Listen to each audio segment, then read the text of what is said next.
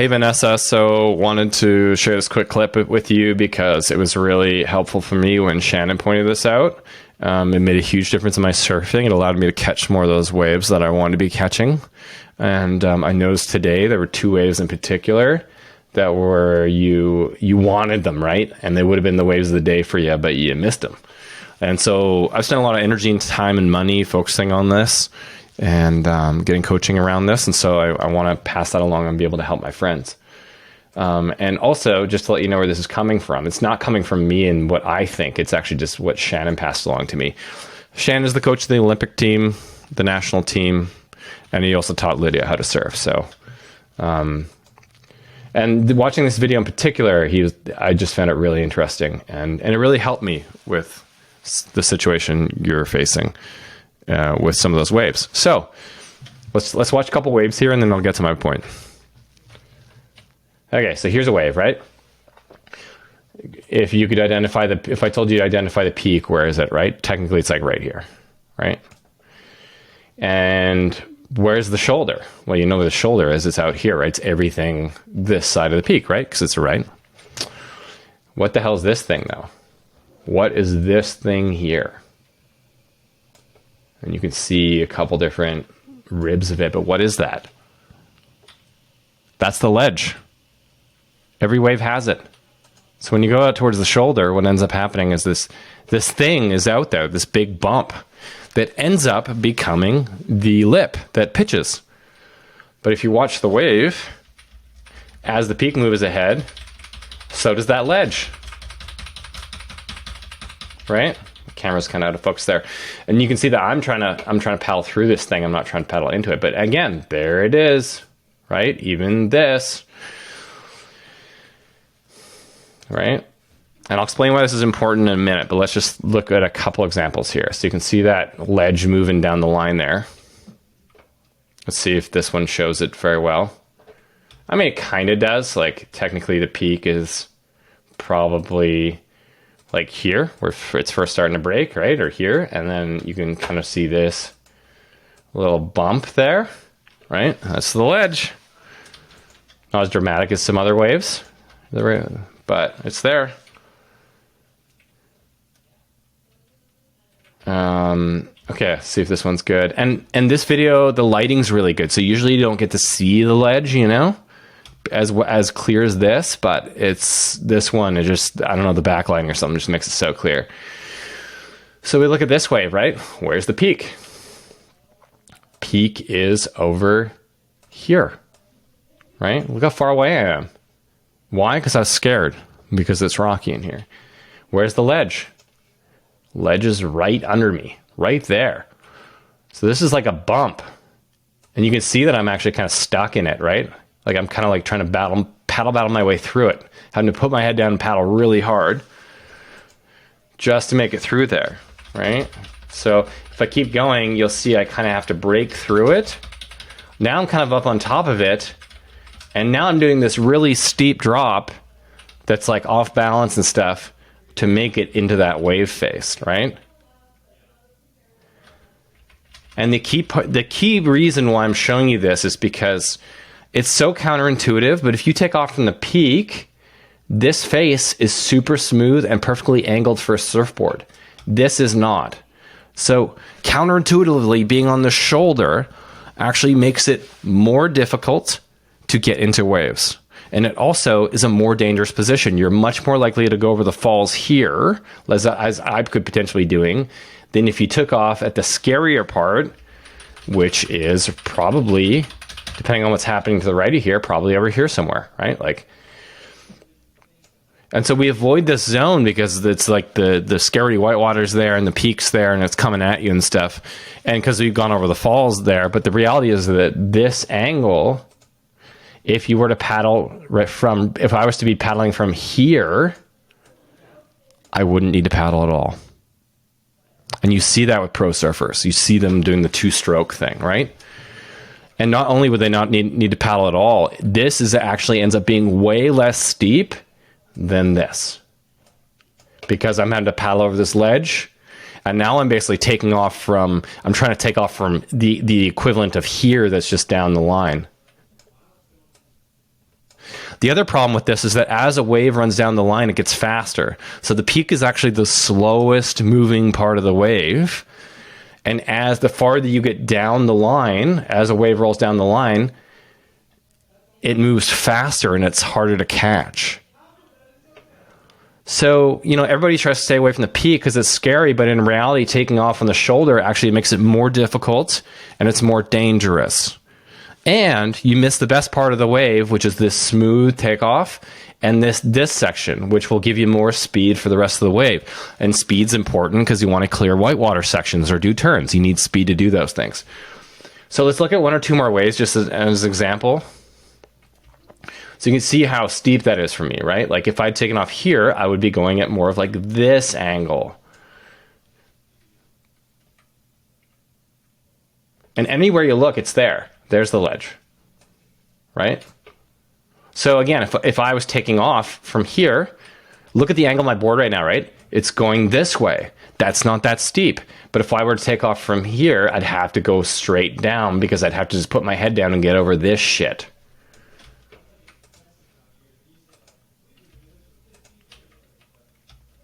And it doesn't matter if it's shortboard or longboard, it's all the same. This is just hydrology. This is just waves doing their thing, Let's take a look at one or two other examples. And forgive me if this is annoying, but I think it's just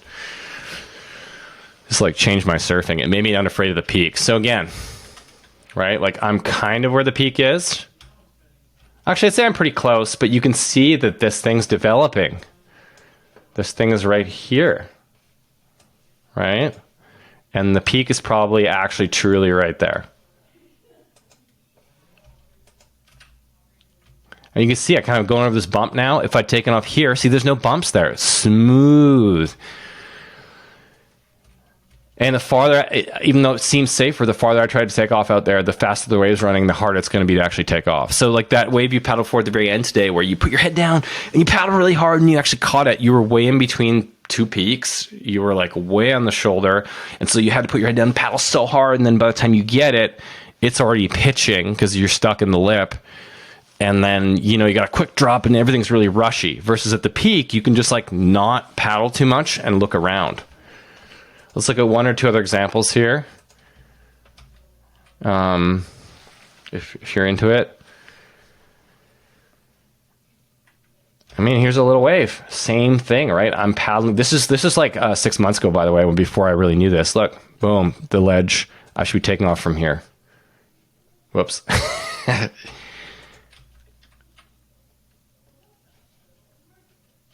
Right? And so I really got to work to get into it. And then there's one big wave here at the end of this video, this one.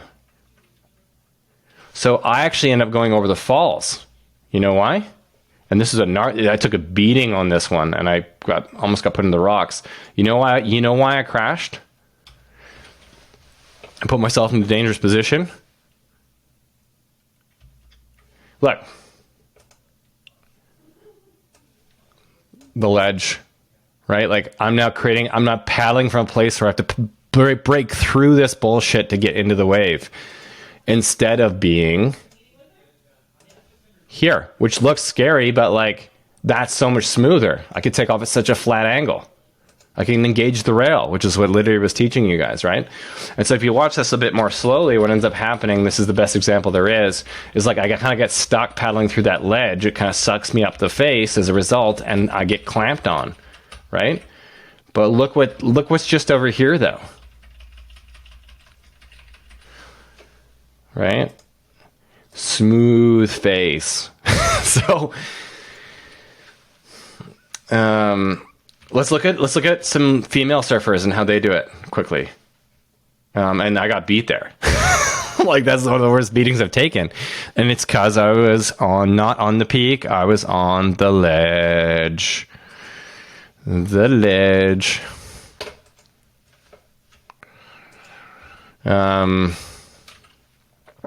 Okay, so let's look at talking about mermaiding and stuff. When you do that, so here's Italo Ferreira, current three-time world champion, puts his head down, right? And watch, he's able to just chill and take a look before he goes, and that's like a pretty long mermaid for shortboarding. Why is he able to do that? because he's right on the peak. He doesn't need to put his head down and paddle and scramble. But if he was way out here on the shoulder, you can see the ledge. And so he'd have to have his head down and just trying to break through there, scramble paddling. And I've noticed that with you a lot. Every time I look over, you're like scramble paddling so hard to get into waves, because you can only really, and then the cool thing about this too is that if you take off from the peak as well, you can mermaid forever. That's one thing Shannon told me about. It's like, oh, that's me getting work. Sorry. But if, these waves that I was surfing before, you can actually just ride them in mermaid forever. You could just, if you take off from the peak right here, right? You can just stay up here in mermaid for as long as you want. You can belly ride literally for as long as you want. But you can't do it on the shoulder because you got to put your head down and fucking paddle, right?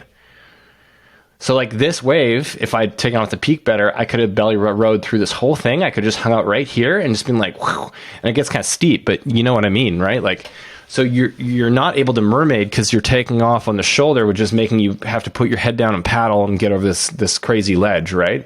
And there's a lot of other examples. Let's take a look at Steph. Steph's a great example because she's the best, and also she just rips, and I like her style. Okay, so again, slightly slower faster for shortboarding, but she's able to take a look there in mermaid because she's right on the peak, right? This is the peak here. You can see pitching. Look at this. What's that?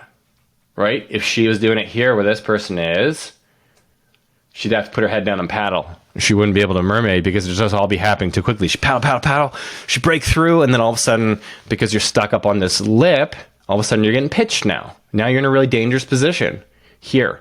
All of a sudden you are now at the peak, except you're not in, and you're going to have to make this steep drop. But look at how flat her board is taking off the peak. Look how engaged the rail is, right? Versus if she were to have to take off here. One more example for you, maybe? No, there's no more examples there. So really what this speaks to, I now have a diagram for you, and we're almost done, I swear, is wave awareness and positioning. And this is exactly what Shannon brought it back to me for when I went to go talk about doing turns and stuff. He's like, man, your wave awareness needs work. Your positioning needs work. Okay, so let's say this is you and your pretty pink surfboard here, right? And you're out here. And so, and the wave's peaking up over here. Oh, shit. I don't know why there's an S there. There you go. Okay, so what most surfers do is they go, wave coming. I'm close enough to the peak. So what I'm going to do is I'm just going to start paddling towards the beach, right? I'm just going to go from here to here. Okay, cool. Because wave's coming. We got to catch it, right?